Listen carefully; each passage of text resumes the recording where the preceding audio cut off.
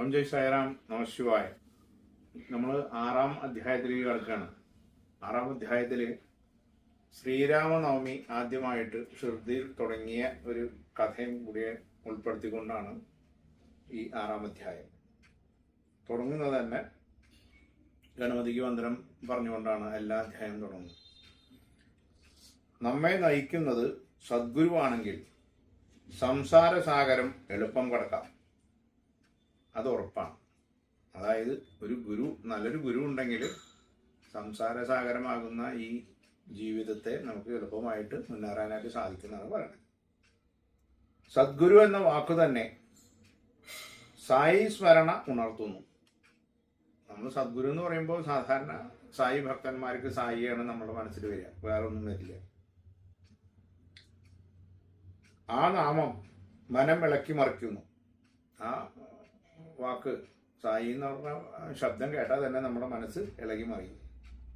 അവിടുന്ന് അനുഗ്രഹഹസ്തം ഉയർത്തി കൃപാപൂർവം എൻ്റെ ശിരസിൽ വെക്കുന്നതായി ഞാൻ കാണുന്നു. അതായത് ഈ എഴുത്തുകാരനാണ് ഈ പറയണത്. ആ ദർശനത്താൽ ഹൃദയം തുടിക്കുകയാണ്, മിഴികൾ നിറഞ്ഞൊഴുകുന്നു. അദ്ദേഹം ഭഗവാന്റെ കൂടെ തന്നെയാണല്ലോ ഇരിക്കണേ. തൊണ്ടയിടറുന്നു.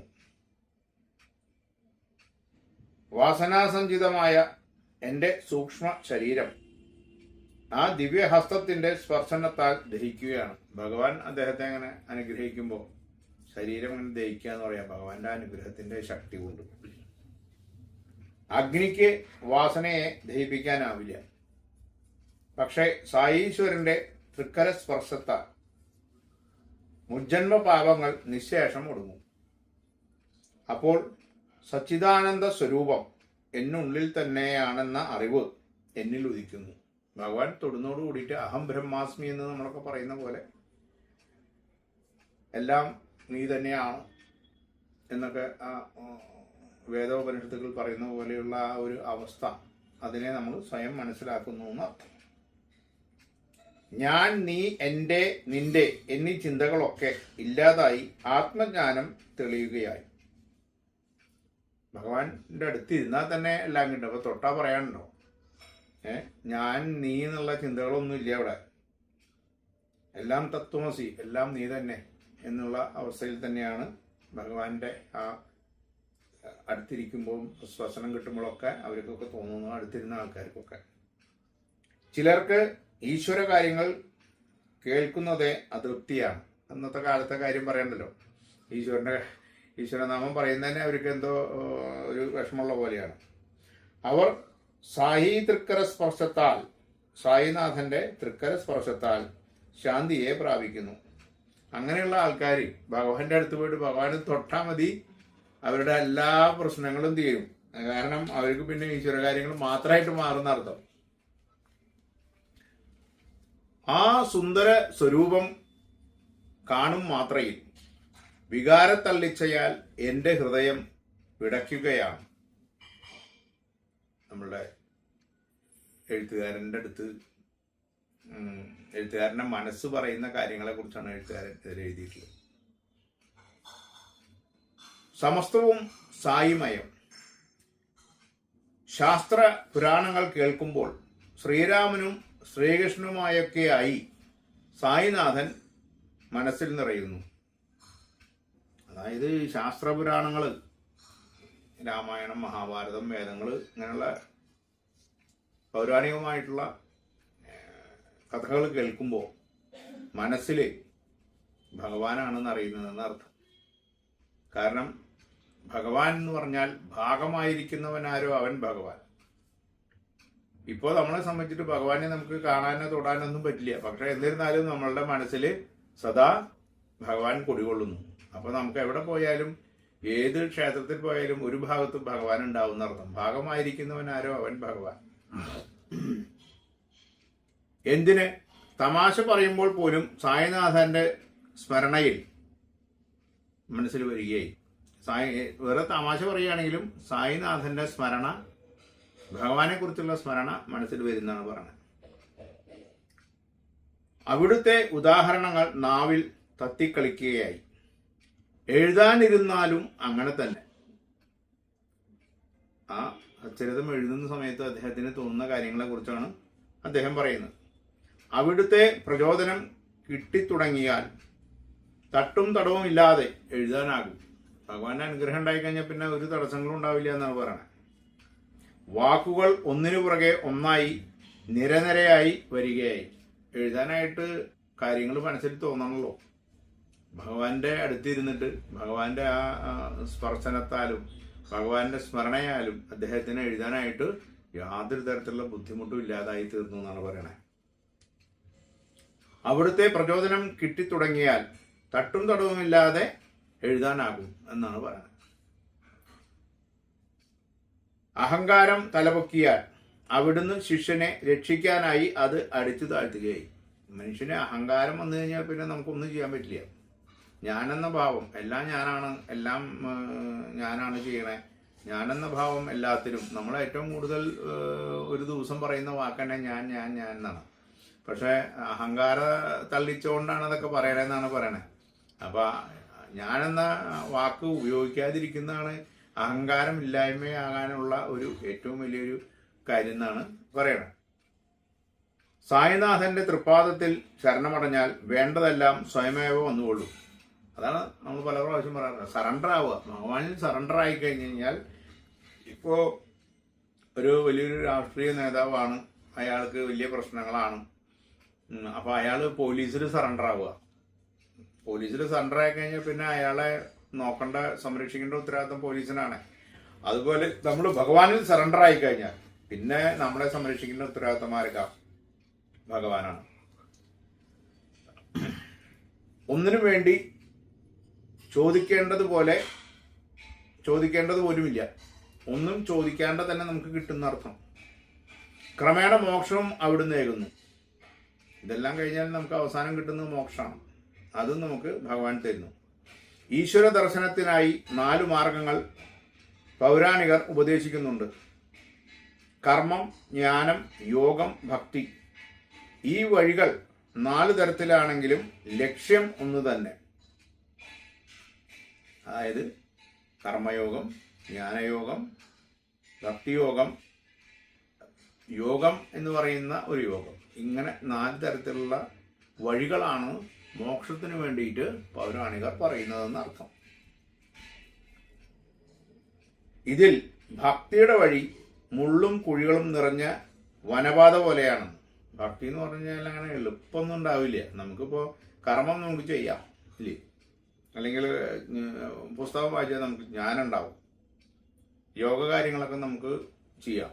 പക്ഷെ ഭക്തി എന്ന് പറയുന്ന സാധനം എളുപ്പമല്ല. അത് ഭഗവാനോടുള്ള സറണ്ടർ മൈൻഡ് ഉണ്ടായാൽ മാത്രമാണ് നമുക്ക് ഭക്തി ഉണ്ടാവുള്ളൂ.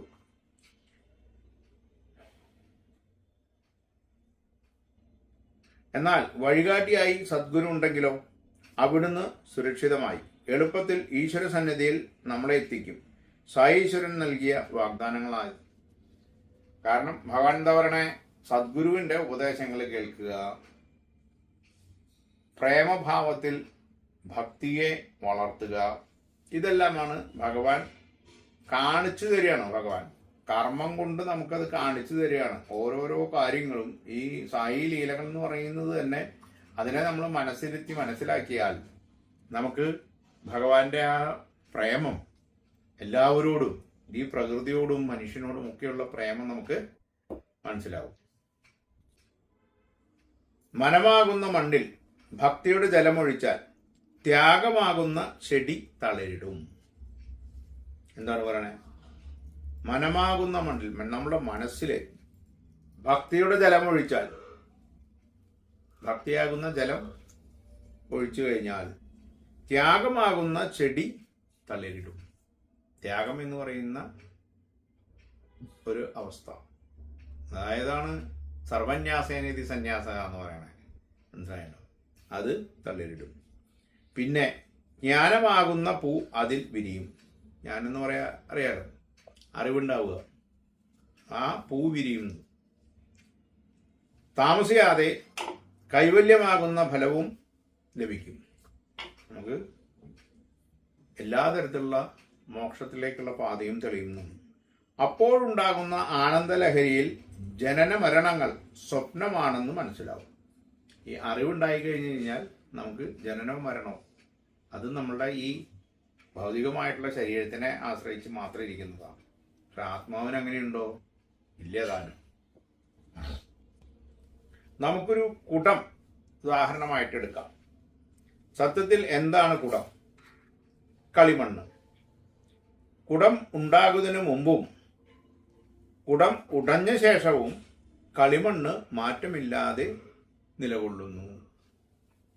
അതുപോലെ ഈ കാണുന്ന നാമരൂപവും അതായത് ശരീരവും രൂപവും എന്നൊക്കെ അർത്ഥം താൽക്കാലികം മാത്രമാണ്. അതിനു മുമ്പും പിൻപുമുള്ളത് ആത്മസ്വരൂപം മാത്രം. ആത്മാവ് മാത്രമേ ഇവിടെ ഉള്ളൂ. ആത്മാവ് കുടികൊള്ളുന്നതാണ്. താൽക്കാലികമായിട്ട് കുറച്ച് നാളത്തേക്ക് നമ്മൾ വീട് വാടകയ്ക്ക് എടുക്കാന്ന് പറയും. എന്ന് പറയാൻ ആത്മാവ് കുറച്ച് നാളത്തേക്ക് നമ്മളുടെ ശരീരത്തിൽ വരികണു. കുറച്ച് കഴിയുമ്പോൾ ആത്മാവ് മാറിപ്പോകുന്നു. ഇതാണ് ഇതിൻ്റെ ഉള്ളടക്കം. ആത്മാവിനെ മനസ്സിലാക്കുന്നതിൽ നിന്നും നമ്മെ തടയുന്നതാണ് മായ. മായ ഉണ്ടായത് ഈശ്വരനിൽ നിന്നും തന്നെ. ഈ മായയാണ് പ്രപഞ്ചത്തെ സൃഷ്ടിച്ചതും. അതുകൊണ്ട് ആത്മാവും മായയും പ്രപഞ്ചവും ഒന്ന് തന്നെ. ഈ സത്യം നമുക്ക് എങ്ങനെ മനസ്സിലാക്കാൻ കഴിയും? വേദങ്ങൾ പഠിക്കുക. അതിലും എളുപ്പമായൊരു വഴിയുണ്ട്. ഗുരുവചനം സ്വീകരിക്കുക. അതും വേദാന്തം തന്നെയാണ്. മായയെക്കുറിച്ചിട്ടാണ് പറയാം. ഈ ആഗ്രഹങ്ങൾ നമ്മുടെ മനസ്സിൽ സൃഷ്ടിക്കുന്നത് മായയാണ്. ആഗ്രഹങ്ങൾ ഉണ്ടായിക്കഴിഞ്ഞാൽ ദുഃഖങ്ങളുണ്ടാവും. അപ്പോൾ സുഖദുഃഖങ്ങൾ സമ്മിശ്രമാണ് നമ്മളുടെ ജീവിതം. അത് മായയുടെ സൃഷ്ടിയാണെന്ന് പറയണം. അപ്പോൾ ആ മായയെ നമ്മൾ ഉപേക്ഷിക്കാൻ തയ്യാറായാൽ നമുക്ക് പിന്നെ ഈശ്വര മാർഗത്തിലേക്ക് പോകാനായിട്ട് എളുപ്പമായിട്ട് സാധിക്കും. അതിന് എന്ത് വേണം? ഒരു ഗുരു വേണം. ആ ഗുരുവിൽ നമ്മൾ സറണ്ടറായി ആ ഗുരുവചനത്തെ, ഗുരു പറയുന്നത് ശരിയോ തെറ്റോ എന്തോ, പക്ഷെ ഗുരുവചനത്തെ നമ്മൾ അനുസരിച്ച് പോയി കഴിഞ്ഞാൽ നമുക്ക് മോക്ഷത്തിലേക്ക് എത്താനുള്ള മാർഗം എളുപ്പമാണെന്നാണ് പറയുന്നത്. അതിൽ നമുക്ക് പരശുരാമന്റെ കഥ തന്നെയുണ്ട്. ശ്രീ സായിനാഥന്റെ പ്രിയഭക്തന്മാർക്ക് ഭഗവാൻ ഉറപ്പ് നൽകിയിട്ടുണ്ട്. ഭക്തഭവനങ്ങളിൽ ഒരിക്കലും അന്നത്തിനും വസ്ത്രത്തിനും മുട്ട് ഉണ്ടാവുകയില്ല. ഇതാണ് ഭഗവാൻ നൽകിയിട്ടുള്ള ഉറപ്പ്. എന്താണ് അതിന് വേറൊരു കാര്യം വേണ്ടത്? എനിക്ക് അവിടുന്ന് അല്ലാതെ മറ്റാരുമില്ല എന്ന ഭാവത്തോടെ ആരെന്നിൽ മനസ്സ് ഉറപ്പിക്കുന്നുവോ അവരുടെ സമസ്ത കാര്യങ്ങളും ഞാൻ ചെയ്യും. അതെന്റെ കർത്തവ്യമാണ്. അതായത് ഭഗവാനല്ലാതെ മറ്റാരുമില്ല എന്ന ഭാവത്തോടെ ആരെന്നിൽ മനസ്സുറപ്പിക്കുന്നുവോ, ആരാണോ എന്നിൽ മനസ്സുറപ്പിക്കുന്നത്, ഭഗവാനല്ലാതെ വേറെ ആരുമില്ല എന്നുള്ള അവസ്ഥയിൽ ഭഗവാനിൽ ആരാണോ മനസ്സുറപ്പിക്കുന്നത് അവരുടെ സമസ്ത കാര്യങ്ങളും ഭഗവാൻ നോക്കിക്കോളുന്നാണ് പറയണത്. അപ്പൊ ഭഗവാനിൽ മനസ്സ് ഉറപ്പിച്ച് നിൽക്കുന്നവരുടെ എല്ലാ കാര്യങ്ങളും ഭഗവാൻ നോക്കിക്കോളുന്നാണ് ഭഗവാൻ പറയണത്. അതെന്റെ കർത്തവ്യമാണെന്നാണ് ഭഗവാൻ പറയണത്. ശ്രീകൃഷ്ണനും ഇക്കാര്യം തന്നെ പണ്ട് അരുളിയിട്ടുണ്ട്. ഭഗവത്ഗീതയില് യോഗക്ഷേമം വഹാമ്യഹം, നിനക്ക് വേണ്ടതൊക്കെ ഞാൻ നൽകും, നൽകപ്പെട്ടത് സംരക്ഷിക്കുന്നതും എന്റെ ചുമതലയാണ്. ഭഗവാൻ പറഞ്ഞിട്ടുള്ളതാണ് ഭഗവത്ഗീതയിൽ. നിങ്ങൾക്ക് എന്തെങ്കിലും ആവശ്യമുണ്ടോ? ജഗത് പ്രഭുവിനോട് അഹന്തയും ദുരഭിമാനവും ഉപേക്ഷിച്ച് ചോദിക്കുക. ഭഗവാൻ നമുക്ക് തരും എന്നാണ് പറയുന്നത്. ആഹാരത്തിനും വസ്ത്രത്തിനുമായി ക്ലേശിക്കേണ്ടതില്ല. ഇഹലോക സുഖങ്ങളിലും പദവികളിലും മോഹിതരാകരുത്. ഈ മോഹം എന്ന് പറയുന്നതാണ് നേരത്തെ പറഞ്ഞ മായ. ഇഷ്ടദേവതയുടെ മോഹന രൂപം മനസ്സിൽ സ്ഥിരമായി പ്രതിഷ്ഠിക്കുക. നമ്മുടെ ഇഷ്ടദേവത എന്ന് പറഞ്ഞ വേറെ ആരുമില്ല, ഭഗവാനാണ്, സായി ഭഗവാനാണ്. മറ്റൊന്നിലും താല്പര്യമരുത്. എനിക്ക് വേണ്ടി മാത്രം കൊതിക്കുക. എന്നിൽ മനസ്സ് സദാ നിലനിർത്തുക. അപ്പോൾ മനസ്സൊരിക്കലും ഗൃഹകാര്യങ്ങളിലോ വിഷയ സുഖങ്ങളിലോ അലിഞ്ഞു പോകില്ല. അതോടെ നിങ്ങൾ നിർഭയരാകും. മനസ്സിൽ ശാന്തിയും സമാധാനവും നിറയും. ഇതാണ് ഉത്തമ ഭക്തന്റെ അവസ്ഥ. ആരാണ് ഭക്തൻ എന്നുള്ള കാര്യത്തെക്കുറിച്ചാണ് പറയുന്നത്.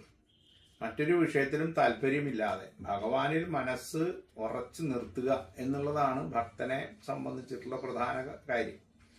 അങ്ങനെ ഉണ്ടായി കഴിഞ്ഞു കഴിഞ്ഞാൽ നമുക്ക് മറ്റു കാര്യങ്ങളിൽ നിന്നൊക്കെ മുക്തി ഉണ്ടാവും, നമുക്ക് മോക്ഷം കിട്ടും. അതാണ് ഭക്തന്റെ അവസ്ഥയെക്കുറിച്ച് പറയുന്നത്. മനസ്സ് അസ്ഥിരമെങ്കിൽ അതൊരിക്കലും ഈശ്വരനുമായി ലയിക്കില്ല. മനസ്സിങ്ങനെ ചാഞ്ചലപ്പെട്ട് നിന്ന് കഴിഞ്ഞാൽ നമ്മൾ വൈബ്രേറ്റഡ് മൈൻഡ് എന്നൊക്കെ പറയും.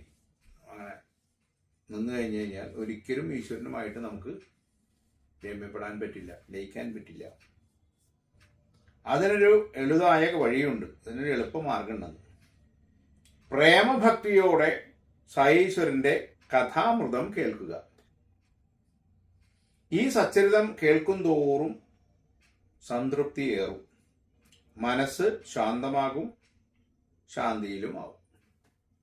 ഈ നമുക്കൊരു കാര്യം കൂടി മനസ്സിലാക്കാനുണ്ട്. എന്താണെന്നറിയോ? ഈ സച്ചരിതം ഹേമന്ത് പാന്ത് എഴുതിയത് മറാഠിയിലാണ്. അപ്പൊ നമുക്കിത് എങ്ങനെയാ മനസ്സിലാവുക? ആ മറാഠി ഭാഷയെ ഇംഗ്ലീഷിൽ എഴുതുകയും അതിനെ ട്രാൻസ്ലേറ്റ് ചെയ്ത് തന്നത് സായിദാസ് എന്ന് പറഞ്ഞിട്ടുള്ള ഒരു ഭക്തനാണ്. ഇതിൽ പറയുന്നത് സായിദാസ് എന്നാണ്. കോട്ടയത്ത് എവിടെയാണ് കണ്ടാണ് ഇദ്ദേഹത്തിന്റെ സ്ഥലം എന്നാണ് അറിയാൻ കഴിഞ്ഞത്. എന്തായാലും നമുക്ക് ഈ പുസ്തകം ഈ മലയാള രൂപത്തിൽ സച്ചരിതം നമുക്ക് എഴുതി തരിക എന്ന് പറഞ്ഞാൽ അദ്ദേഹം ഈ ഹേമന്ത് പാദിനെ പോലെ തന്നെ കുറച്ചധികം കഷ്ടപ്പെട്ടിട്ടുണ്ടെന്ന് നമുക്ക് മനസ്സിലാക്കാനായിട്ട് സാധിക്കും. കാരണം ഇത്രയും ഒരു പുസ്തകം ട്രാൻസ്ലേറ്റ് ചെയ്യുക എന്ന് പറഞ്ഞാൽ കുറച്ച് പണിയുണ്ട്. അപ്പം എന്തായാലും നമുക്ക് ഈ സമയത്ത് സായിദാസിനെ ചിന്തിക്കാതിരിക്കാൻ പറ്റില്ല എന്നർത്ഥം. അദ്ദേഹത്തിന് നമുക്ക് ഭഗവാന്റെ അനുഗ്രഹമൊക്കെ അദ്ദേഹത്തിന് നിറയെ ഉണ്ടാവട്ടെ എന്ന് നമുക്കും പ്രാർത്ഥിക്കാം. നമുക്കിനി രാമനവമി ഉത്സവത്തെ കുറിച്ച് കേൾക്കാം. അതായത് രാമനവമിയെ കുറിച്ചാണ് പറയാൻ ഈ അധ്യായത്തിൽ തന്നെ പറയുന്നത്. ഗോപാൽ റാവു ഗുണ്ട്, അദ്ദേഹം ഒരു സർക്കിൾ ഇൻസ്പെക്ടർ ആയിരുന്നു, CA ആയിരുന്നു. അദ്ദേഹത്തിന് 3 ഭാര്യമാരുണ്ട്, പക്ഷെ മക്കളില്ല. അങ്ങനെ സായിയുടെ കൃപയാൽ അദ്ദേഹത്തിന് സന്താന സൗഭാഗ്യം ഉണ്ടായെന്നാണ് പറയുന്നത്. ആ സന്തോഷം പങ്കിടാനായി ഗോപാൽ റാവു ഉത്സവം നടത്താനായിട്ട് ആഗ്രഹിച്ചു. അങ്ങനെ അദ്ദേഹം എന്ത് നേടി? ശ്യാമ താത്യ പാട്ടേൽ, ദാദാ കോട്ടെ പാട്ടേൽ എന്നിവർ മുഖേന, ഈ ശ്യാമ താത്യ പാട്ടേലും ദാദാ കോട്ടെ പാട്ടേലും ഭഗവാന്റെ കൂടെയുള്ള ആൾക്കാരാണ്. അവർ മുഖാന്തരം സായി ചരണങ്ങളിൽ ഈ ആഗ്രഹം സമർപ്പിച്ചു, ഭഗവാനോട് പറഞ്ഞു എന്നർത്ഥം. അഖിലേശൻ അതിന് അനുഗ്രഹവും അനുവാദവും നൽകി. ശരി, ആഘോഷങ്ങൾ നടക്കട്ടെ എന്ന് ഭഗവാൻ പറഞ്ഞു. ഇതിന് വേണ്ടത് പ്രധാനമായിട്ടും സർക്കാരിൽ നിന്നുള്ള അനുവാദം. നമുക്ക് എന്ത് കാര്യം ചെയ്യണമെങ്കിലും സർക്കാരിൽ നിന്ന് അനുവാദം വേണമല്ലോ. അതിനായി അപേക്ഷിച്ചു. പക്ഷെ ചില ഉദ്യോഗസ്ഥന്മാർ മൂലം അനുമതി നിഷേധിക്കപ്പെട്ടു.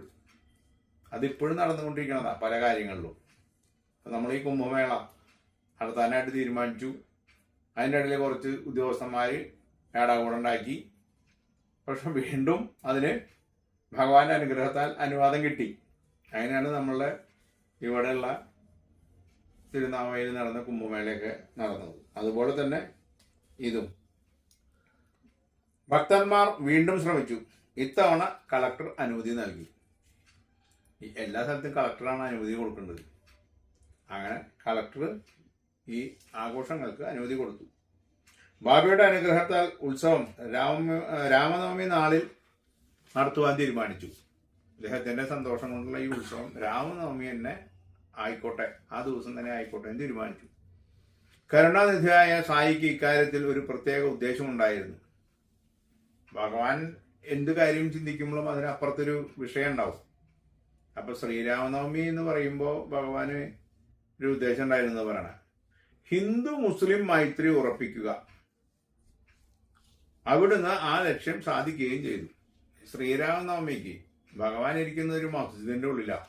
അവിടെയാണ് ശ്രീരാമനവമി നമ്മൾ ഉദ്ദേശിക്കുന്നത്. അപ്പോൾ മസ്ജിദ് മുസ്ലിമിന്റെയും ശ്രീരാമനവമി ഹിന്ദുവിന്റെയും ആകുമ്പോൾ ഇത് രണ്ടും കൂടി സംയോജിപ്പിച്ചു കഴിഞ്ഞാൽ സമൂഹത്തിനൊരു നന്മയുണ്ടാവും എന്നുള്ള കണക്കൂട്ടലായിരുന്നു സായിബാബയുടെ. ഉത്സവാനുമതി ലഭിച്ചെങ്കിലും പ്രശ്നങ്ങൾ വീണ്ടും ഉയർന്നു. ഷിർദിയിൽ ജലക്ഷാമം രൂക്ഷമായി. ആകെ 2 കിണറേ ഗ്രാമത്തിലുള്ളൂ.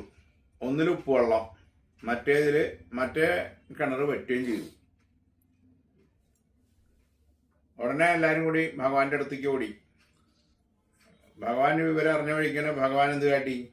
ഈ വറ്റിയ കിണറ്റിൽ കുറച്ച് പൂ കൊടുത്തിട്ടു. അതോടെ ആ കിണറ്റിൽ വെള്ളം ഉണ്ടായി. അത് പരിപാടികൾക്ക് ഉപയോഗിക്കാനും സാധിച്ചു. അപ്പോൾ ഭഗവാന്റെ ലീലകളാണത് പറയണ കേട്ടോ. ഉത്സവത്തിന് ഗ്രാമവും ഭക്തരും തയ്യാറായി. അങ്ങനെ രാമനവമി ദിവസം തീർത്ഥാടകർ തടിച്ചുകൂടി.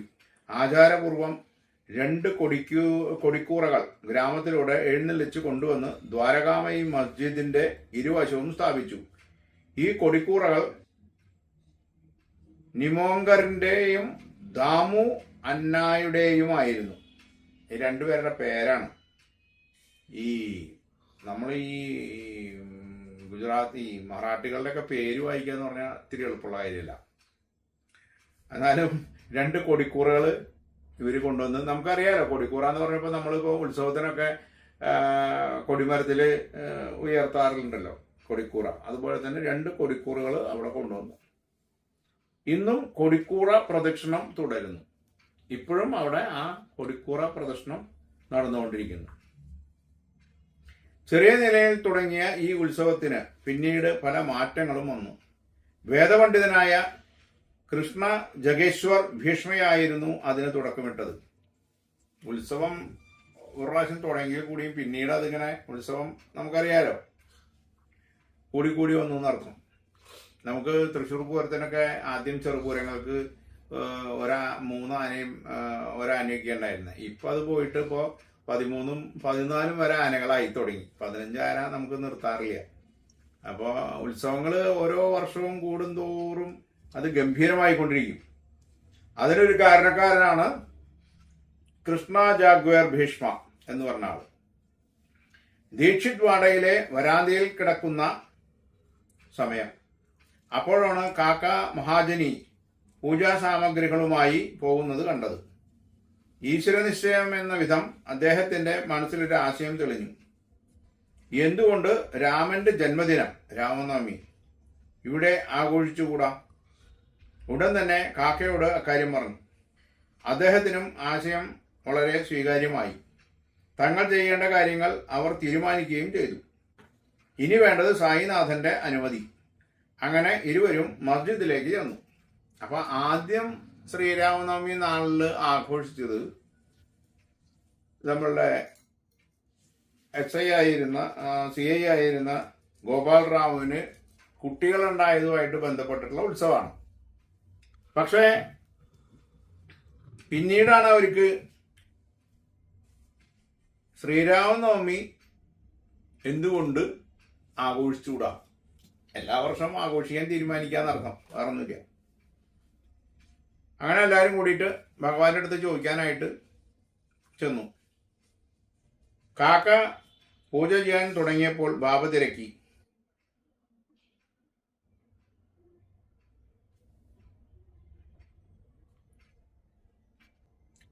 ആ വാടയിൽ എന്തായിരുന്നു നടന്നത്? കാക്കയ്ക്ക് പെട്ടെന്ന് ഉത്തരം പറയാനായില്ല. ഉടനെ തന്നെ ബാബ ഭീഷ്മയോട് ചോദിച്ചു, നീ എന്തു പറയുന്നു? ബാബയാണ് ചോദിക്കണതേ. അപ്പോഴാണ് കാക്കയ്ക്ക് കാര്യം ഓർമ്മ വന്നത്. അദ്ദേഹം സ്വാമിയെ രാമനവമിയുടെ കാര്യങ്ങൾ അറിയിച്ചിട്ടുണ്ടാവും. അവിടുന്ന് അത് അംഗീകരിക്കുകയും ചെയ്തു. അതോടെ ജയന്തി മഹോത്സവത്തിന് ഉടൻ ഏർപ്പാട് തുടങ്ങി. മസ്ജിദ് അലങ്കരിച്ചു. കീർത്തനാലാപത്തിനായി ചടങ്ങുകൾ അനുസരിച്ച് അവർ തൊട്ടിൽ കെട്ടി. അവിടെ അങ്ങനെയാണ് അവിടുത്തെ ഓരോ കാര്യങ്ങൾ. അപ്പോഴേക്കും ബാബ എത്തി. കാര്യം എന്തെന്ന് തിരക്കി. ബാബ ഇനി തടസ്സം പറയുമോ എന്നോർത്ത് സത്യത്തിൽ കാക്കയ്ക്കും ഭീഷ്മയ്ക്കും വിഷമായി. സായീശ്വരന്റെ രീതി അനിർവചനീയമാണ്. നമുക്ക് പറയാൻ പറ്റില്ല ഭഗവാൻ എപ്പോഴാണ് ദേഷ്യം വരിക, എപ്പോഴാണ് ശാന്തനാകുമെന്ന് പറയാനൊന്നും പറ്റില്ല. ഇനി ആഘോഷങ്ങൾ വേണ്ടെന്ന് പറയാനാകുമോ ഉദ്ദേശം? ബാബ അങ്ങനെ പെട്ടെന്ന് വന്നിട്ട് നോക്കിയപ്പോൾ അവർക്ക് പേടിയായി. കാരണം ഇനിയിപ്പോൾ ഉത്സവങ്ങളൊന്നും വേണ്ടാന്ന് പറയുമോ? അനുമതിയൊക്കെ കൊടുത്തെങ്കിൽ കൂടിയും പെട്ടെന്ന് ഭഗവാൻ വേണമെങ്കിൽ ഇതൊക്കെ നിർത്താൻ പറയാം. അങ്ങനെയാണ് അദ്ദേഹത്തിന്റെ സ്വഭാവം. പ്രാർത്ഥനയോടെ അദ്ദേഹം സ്വാമിയോട് വിശദീകരിച്ചു. അവിടുന്ന് സന്തുഷ്ടനായി. ചുവരിലെ തട്ടിൽ നിന്നും ഒരു മാലയെടുത്ത് കാക്കയെ അണിയിച്ചു. ഭീഷ്മയ്ക്ക് വേണ്ടി ഒരെണ്ണം കൊടുക്കുകയും ചെയ്തു. അതോടെ എല്ലാവർക്കും ആശ്വാസമായി. ഇവരൊക്കെ പേടിച്ചിരിക്കുമ്പോൾ ഭഗവാന്റെ അടുത്ത് പോയിട്ട് കാര്യങ്ങളൊക്കെ പറഞ്ഞപ്പോൾ ഭഗവാൻ കുഴപ്പമില്ല നടത്തിക്കോളൂ എന്ന് പറഞ്ഞിട്ട് അവിടെ ഒരു തട്ടിൽ മാല ഇരിക്കുന്നുണ്ടായിരുന്നു. മാല എടുത്തിട്ട് ആദ്യം കാക്കയെ അണിയിച്ചു. പിന്നെ ഒരെണ്ണം ഭീഷ്മയ്ക്കും കൊടുത്തു. അങ്ങനെ പരിപാടി ആരംഭിച്ചു. ഭക്തിസാന്ദ്രമായ കീർത്തനം. എല്ലാവരും ആനന്ദത്തിൽ ആറാടി. ഒടുവിൽ ശ്രീറാം കി ജയ് എന്ന് ഉറക്കെ വിളിച്ചുകൊണ്ട് ഏതോ ഭക്തൻ കുങ്കുമം വാരി എറിഞ്ഞു. പരിപാടികളൊക്കെ ഗംഭീരമാകുമ്പോൾ ആൾക്കാർക്ക് ഇങ്ങനെ ഉത്സാഹം കൂടുമല്ലോ. ഉത്സാഹം കൂടി അവസാനം ശ്രീറാം കി ജയ്, ജയ് ശ്രീറാം എന്നൊക്കെ പറഞ്ഞ് ആൾക്കാർ ബഹളം കൂട്ടി. അങ്ങനെ ഒരു ഭക്തൻ എന്ത് കാട്ടി, അവിടെ ഇരിക്കുന്ന കുറച്ച് കുങ്കുമം എടുത്തിട്ട് അങ്ങോട്ട് മുകളിലേക്ക് ഇട്ടു. പെട്ടെന്നൊരു അലർച്ച മുഴങ്ങി. എല്ലാവരും ധരിച്ചുപോയി.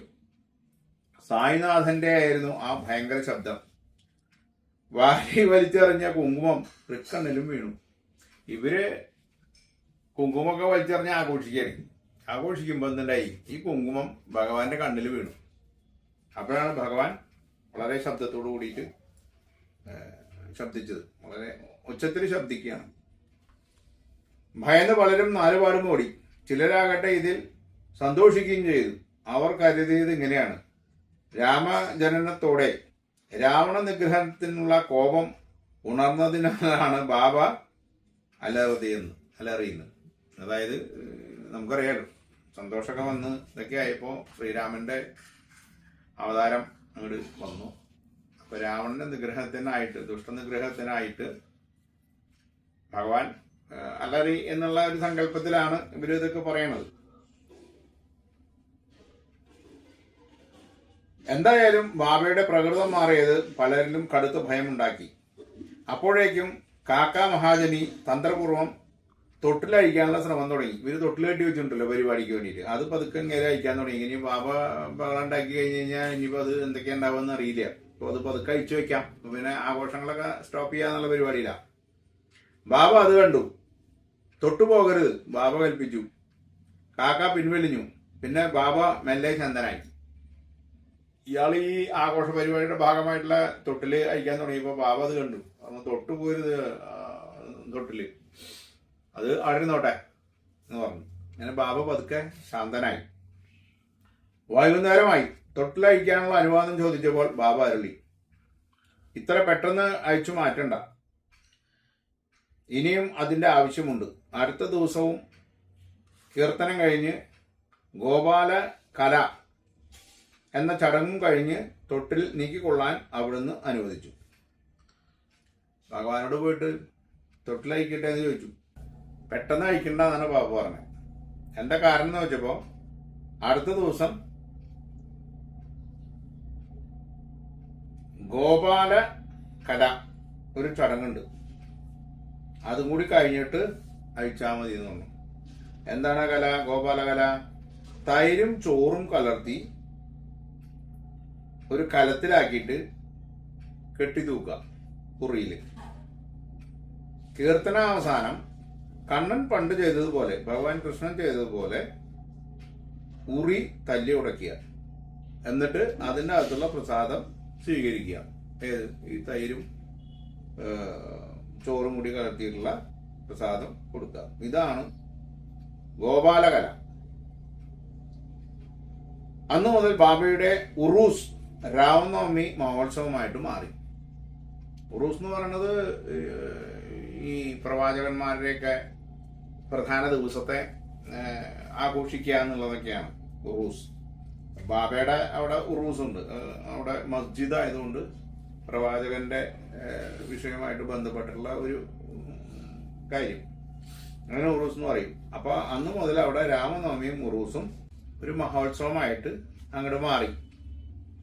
വർഷങ്ങൾ കഴിയുന്തോറും പരിപാടികളും ഒന്നിനൊന്ന് മെച്ചപ്പെട്ടു. രാധാകൃഷ്ണമായി നാമസപ്താഹം ആരംഭിച്ചു. ഭക്തന്മാർ ഊഴമിട്ട് ഇതിൽ പങ്കുചേർന്നു. ഓരോരുത്തരും എനിക്കും പരിപാടി അവതരിപ്പിക്കണം എന്ന് പറഞ്ഞിട്ട് മത്സരം പോലെയായി എന്നർത്ഥം. രാമനവമി ആഘോഷം പല ഭാഗങ്ങളിലും നടക്കുന്നുണ്ട്. അതുകൊണ്ട് തന്നെ കീർത്തനം ചൊല്ലാനുള്ള ഹരിദാസിനെ കിട്ടാനും വിഷമായി. അവിടെ ഹരിദാസ് എന്ന് പറഞ്ഞ ആളാണ് ഈ കീർത്തനങ്ങളൊക്കെ ചൊല്ലാറുള്ളത്. അപ്പോൾ പല ഭാഗങ്ങളിലും രാമനവമി തുടങ്ങിയോടുകൂടി ഇയാളെ കിട്ടാൻ പറ്റാത്ത രൂപത്തിലായി. സായിനാഥന്റെ നിശ്ചയം എന്ന് പറയട്ടെ, കാക്ക മഹാജനി ആകസ്മികമായി ബാല ഭൂമാലിയെ കണ്ടുമുട്ടി. അഭിനവ തുക്കാറാം എന്നാണ് അദ്ദേഹം അറിയപ്പെട്ടിരുന്നത്. ചില പ്രത്യേക സംഭവവികാസങ്ങളാൽ ബാലാവുവയ്ക്ക് പതിവ് സ്ഥലത്ത് പാടാനായില്ല. ഈ ഒരു പാട്ടുകാരനാണ് ഈ ബാലാബുവ എന്നാണ് അയാളെ പറയണത്. അങ്ങേർക്ക് ചില കാരണങ്ങളെ കൊണ്ട് പല സ്ഥലത്തും പാടാൻ പറ്റാണ്ടായി എന്നർത്ഥം. അങ്ങനെ രാമനെ സേവിക്കാനുള്ള അവസരം ഇല്ലാതായി. രാമന്റെ പാട്ടുകളാണല്ലോ കൂടുതൽ പാടുന്നത്. അത് പാടാൻ പറ്റാണ്ടായി. വരുമാനവും നിലച്ചു. അദ്ദേഹത്തിന്റെ വരുമാനം എന്ന് പറഞ്ഞാൽ ഈ പാടി കിട്ടുന്ന ദക്ഷിണ മാത്രമാണ്. ആ സമയത്താണ് കാക്ക മഹാജനി ഇദ്ദേഹത്തെ ഷിർഡിയിലേക്ക് ക്ഷണിക്കുകയാണ് കണ്ടപ്പോൾ. അങ്ങനെ അദ്ദേഹം ഷിർഡിയിലെത്തി ബാബയുടെ അനുഗ്രഹവും അനുമതിയും സ്വീകരിച്ച് മധുരമനോഹരമായിട്ട് പാടി. ബാബയുടെ കൽപ്പന പ്രകാരം നല്ല തുക ദക്ഷിണയായി നൽകുകയും ചെയ്തു. അപ്പോൾ ഇദ്ദേഹത്തിന് ഭഗവാനെ കണ്ടോടുകൂടിയിട്ട് അദ്ദേഹത്തിന്റെ പ്രശ്നങ്ങളൊക്കെ തീർന്നു. അവിടെ പാടാൻ സാധിച്ചു. ദക്ഷിണയും കാര്യങ്ങളൊക്കെ കിട്ടി. ഗോപാൽ കുണ്ടിക്ക് വലിയൊരു ആഗ്രഹം, മസ്ജിദിന്റെ അറ്റകുറ്റപ്പണികൾ ചെയ്യണം. തനിക്ക് തന്നെ അതിന് കഴിയണം എന്നായിരുന്നു ആഗ്രഹം. അദ്ദേഹം അതിനായി കല്ലുകൾ വാങ്ങി ചെത്തിവെച്ചു. ഗോപാൽ കുണ്ടിന്റെ ആഗ്രഹം സാധിച്ചു. മസ്ജിദിന്റെ പണിക്ക് ബാബ അനുവദിച്ചു. ഇത് അവിടെ എന്ത് ചെയ്യണമെങ്കിലും ഭഗവാന്റെ അനുവാദമാണ്, അല്ലാണ്ട് ഒരു പണിയും നടക്കില്ല അവിടെ. ഇയാൾക്ക് ആഗ്രഹങ്ങളൊക്കെ ഉണ്ടായി, കല്ലൊക്കെ ചെത്തിവെച്ചു. പക്ഷെ ഭഗവാന്റെ അനുഗ്രഹം വേണ്ടേ? അങ്ങനെ ഭഗവാന്റെ അനുഗ്രഹത്താൽ അദ്ദേഹത്തിന് അവിടുത്തെ പണികളൊക്കെ തുടങ്ങാൻ പറ്റിയെന്നർത്ഥം. മസ്ജിദിന്റെ പണിക്ക് ബാബ അനുവദിച്ചു. പക്ഷെ അതിന് നിയോഗിക്കപ്പെട്ടത് നാനാ സാഹിബും കാക്കാ സാഹിബും. ഇയാളിതൊക്കെ ചെയ്തെങ്കിൽ കൂടിയും ഭഗവാൻ പറഞ്ഞു, നിങ്ങൾ രണ്ടാളും കൂടിയിട്ട് അത് ചെയ്താൽ മതി എന്ന്. അവരുടെ ക്ഷമയും താല്പര്യവും വളരെയേറെ പരീക്ഷിച്ചതിന് ശേഷമായിരുന്നു ബാബ അനുവദിച്ചത്. എന്താണ് പരീക്ഷണം എന്നാണ്. ഒറ്റ രാത്രി കൊണ്ട് മസ്ജിദില് കല്ലുകൾ പാകി നിരപ്പാക്കി. അത് ഉള്ളിലൊക്കെ ആകെ വൃത്തികേടായിട്ട് കിടക്കായിരുന്നു. അപ്പോൾ കല്ലൊക്കെ പാകി നിലൊക്കെ ക്ലിയർ ആക്കി. അടുത്ത ദിവസം ബാബ ചാക്കു കഷ്ണം ഉപേക്ഷിച്ച് ചെറിയൊരു ആസനം സ്വീകരിച്ച് അതിലിരുന്നു. അതായത് നമ്മൾ ഇരിക്കാനുള്ള പലക അതൊരെണ്ണം സംഘടിപ്പിച്ചിട്ട് അതിൻ്റെ മുകളിലായി. പിന്നെ അതുവരെ ഒരു ചാക്കിട്ടിട്ടാണ് ഇരിക്കണ്ടായിരുന്നത്. മസ്ജിദിന്റെ മുന്നിലുള്ള സ്ഥലത്ത് ഒരു മേൽപ്പുര ഉണ്ടാക്കണമെന്ന് ദീക്ഷിതിന് തോന്നി. നമ്മൾ ഇതൊക്കെ പണിയുമ്പോൾ നമ്മൾ മുമ്പിൽ ചെറിയൊരു കാർ പോർച്ച് പോലെയൊക്കെ ഉണ്ടാക്കണം എന്ന് തോന്നുന്ന മാതിരി അവിടെ ഉണ്ടാക്കണമെന്ന്, ഒരു മേൽപ്പുര ഉണ്ടാക്കണമെന്ന് തോന്നി ദീക്ഷിതിന്. അതിന് വേണ്ടുന്ന ഇരുമ്പു തൂണുകളും തിലാനും വരുത്തിച്ചു. വലിയൊരു തുകയും ഇതിനു വേണ്ടി ചെലവായി. രാത്രിയിൽ ഭക്തന്മാരെല്ലാം കൂടി തൂണുകൾ ഉറപ്പിച്ചു. രാത്രിയിലാണ് പണിയെടുക്കണവർ. പകലൊക്കെ അവർക്ക് അവരുടേതായിട്ടുള്ള ജോലികളും കാര്യങ്ങളൊക്കെ ഉണ്ടാവുകൊണ്ട് രാത്രി വന്നിട്ടാണ് ഭഗവാന്റെ അടുത്തുള്ള സർവീസുകളും കാര്യങ്ങളൊക്കെ. ബാബ രാവിലെ അത് കണ്ടു. ഈ തൂണുകളൊക്കെ പിടിപ്പിച്ചിരിക്കുക. ബാബയുടെ മുഖം ചുവന്നു. ബലമായി അത് ഇളക്കി വലിച്ചെടുത്ത് താഴെയിട്ടു. ഇവര് പിടിപ്പിച്ചിട്ടുള്ള തൂണൊക്കെ ഭഗവാൻ വലിച്ചെടുത്ത് താഴെയിട്ടു. എല്ലാവരും ഭയന്നു കുറച്ച് അകന്നു നിന്നു. അന്ന് രാത്രി അവർ വീണ്ടും തൂണുകൾ ഉറപ്പിച്ചു. രാവിലെ ചാവടിയിലെത്തിയ ബാബ അത് തള്ളി താഴെയിട്ടു. ഇത് ഇവര് ഭഗവാൻ ഇതൊക്കെ തള്ളിയിട്ടെങ്കിലും ഭഗവാൻ ശാന്തനാവുന്നുള്ള ഒരു ചിന്തയിൽ ഇവര് രാത്രി വീണ്ടും ഇതൊക്കെ പിടിപ്പിച്ചിട്ടു. പക്ഷെ ഭഗവാൻ വീണ്ടും അത് തള്ളിയിട്ടു. ഒരു ദിവസം ബാബയുടെ ക്ഷമ നശിച്ചതുപോലെ കാണപ്പെട്ടു. അവിടുന്ന് താത്തയുടെ കഴുത്തിൽ ഒരു കൈ കൊണ്ട് പിടിച്ചു മുറുക്കി, മറു കൈ കൊണ്ട് തൂണ് പിഴുതെടുത്ത് ശക്തമായി ഇളക്കാനും തുടങ്ങി. ഭഗവാന് ദേഷ്യം വന്നു കഴിഞ്ഞാൽ എന്തൊക്കെയാ ചെയ്യാന്ന് പറയാനൊന്നും പറ്റില്ല. ഒരു ദിവസം ബാബയുടെ ക്ഷമ നശിച്ചു. ഇവരിതിങ്ങനെ പണിതുകൊണ്ടിരിക്കുകയാണ്. പെട്ടെന്ന് താത്തയുടെ കഴുത്തിൽ ഒരു കൈ കൊണ്ട് പിടിച്ചു മുറുക്കി, മറു കൈ കൊണ്ട് തൂണ് പിഴുതെടുക്കാൻ ശക്തമായി ഇളക്കാൻ തുടങ്ങി. ഇത് വലിച്ചു പൊളിക്കണമെങ്കിൽ ഒന്ന് ഇളക്കാണല്ലോ, അതിന് ഇളക്കാനും തുടങ്ങി. എല്ലാവരും അമ്പരന്ന് എന്ത് ചെയ്യേണ്ടെന്നൊന്നും എന്നറിയാതെ ബാബ അങ്ങനെ നിൽക്കുക. എന്താ ചെയ്യാന്ന് അറിയാതെ നിൽക്കുകയാണ്. ബാബ താത്തയുടെ തലപ്പാവ് വലിച്ചെടുത്തു. ഇവർക്കൊക്കെ തലയെ കെട്ടുണ്ടല്ലോ മറാഠികൾക്ക്. ആ തലപ്പാവ് വലിച്ചെടുത്തു. പിന്നീട് തീപ്പെട്ടിക്കൊള്ളി ഒരച്ച് അതിൽ തീ കൊളുത്തി. തീ പടർന്നപ്പോൾ അത് കുഴിയിലേക്ക് ഇറങ്ങി.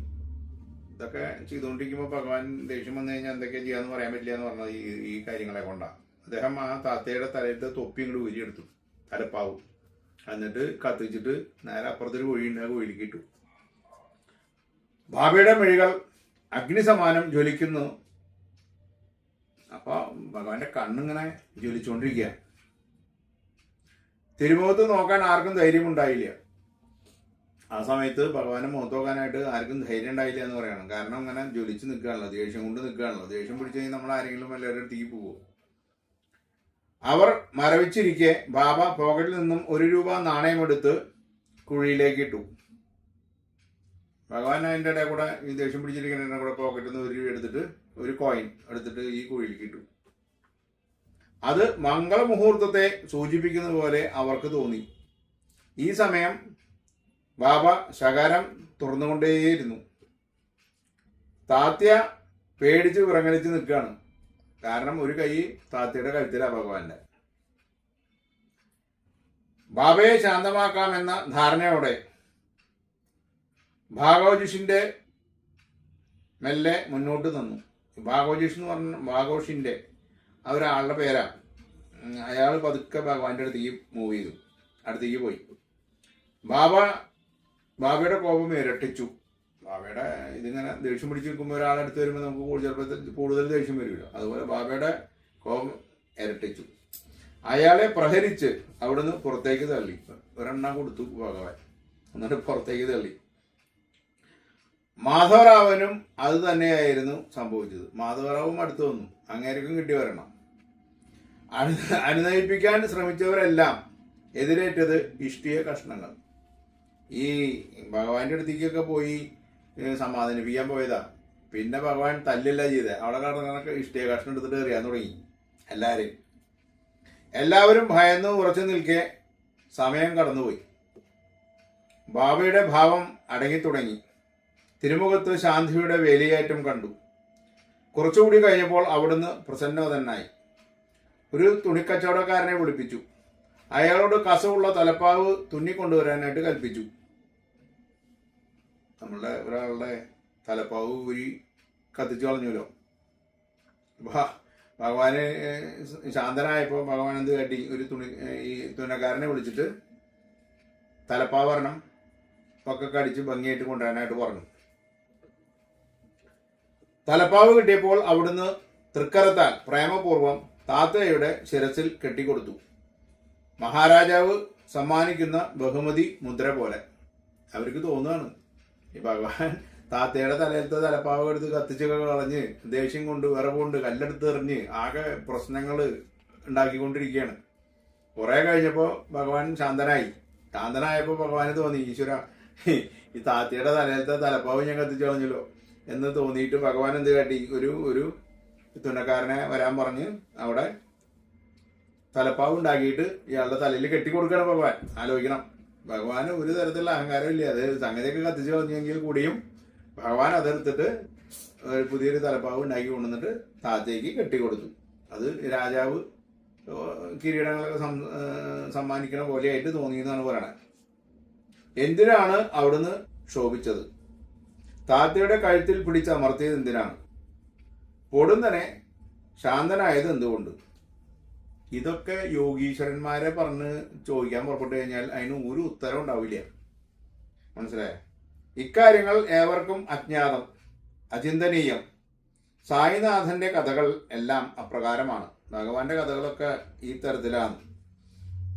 അവിടുത്തെ ലീലകളെല്ലാം ഭക്തന്റെ എല്ലാ വിധത്തിലുള്ള ശ്രേയസ്സിനും അഭ്യുന്നതിക്കും വേണ്ടി മാത്രമാണ്.